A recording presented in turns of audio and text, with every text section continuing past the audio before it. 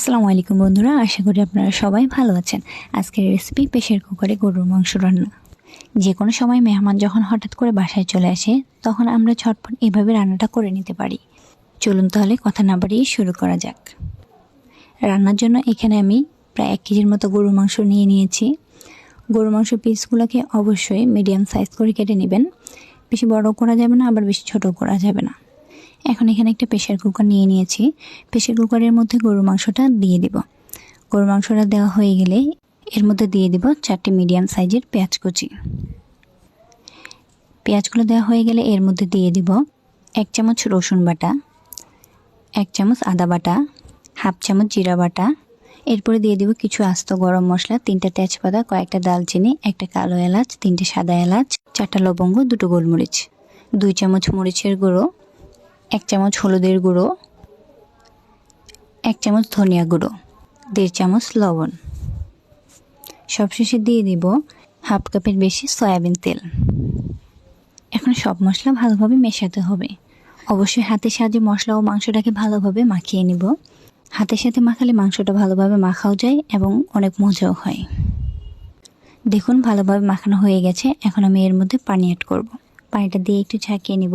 এর মধ্যে বেশি পানি দেওয়া যাবে না, কারণ গরুর মাংস থেকে এমনিতেই পানি বের হবে, তাই অল্প কিছুটা পানি দিব। আমি এখানে 1.5 কাপ পরিমাণে পানি দিয়েছি। প্রেসার কুকারের ঢাকনাটা ভালোভাবে লাগিয়ে চুলাটাকে হাই স্পিডে দিয়ে প্রেসার কুকারটা বসিয়ে দিব।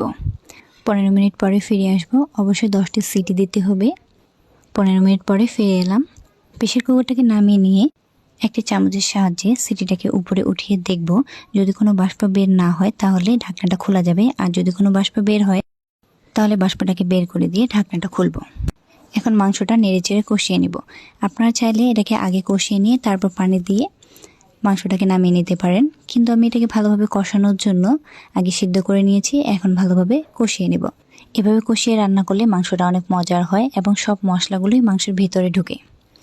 দেখতেই পাচ্ছেন প্রায় কষানো হয়ে গেছে। তবে মাংসটাকে আমি আরও কিছুক্ষণের জন্য কষিয়ে নিব, যাতে আরও মজাদার হয়। কষানো হয়ে গেছে। এখন এর মধ্যে আমি পানি অ্যাড করে দিব। পানি অ্যাড করে এটাকে ভালোভাবে আর একটু নেড়েচেড়ে নিব। নেড়েচেড়ে বলক তোলা পর্যন্ত অপেক্ষা করব। বলক চলে আসছে। এই পর্যায়ে আমি তরকারিটাকে নামিয়ে নিব। আপনারা ইচ্ছে মতো ঝোলটা করে নিতে পারেন। দেখতেই পাচ্ছেন তরকারিটা কতটা দেখতে লোভনীয় হয়েছে, খেতেও কিন্তু ঠিক ততটাই মজাদার। এভাবে খুব অল্প সময়ে আপনারা প্রেসার কুকারে মাংস রান্না করতে পারেন। আজকের ভিডিও এই পর্যন্তই। যারা আমার ইউটিউব চ্যানেল থেকে দেখতেছেন তারা অবশ্যই আমার চ্যানেলটিকে সাবস্ক্রাইব করে রাখবেন, আর যারা আমার ফেসবুক পেজ থেকে দেখতেছেন তারা অবশ্যই আমার পেজটিকে ফলো দিবেন। ভিডিওটি ভালো লাগলে লাইক কমেন্ট শেয়ার করবেন। ধন্যবাদ সবাইকে। ভালো থাকবেন, সুস্থ থাকবেন। আল্লাহ হাফেজ।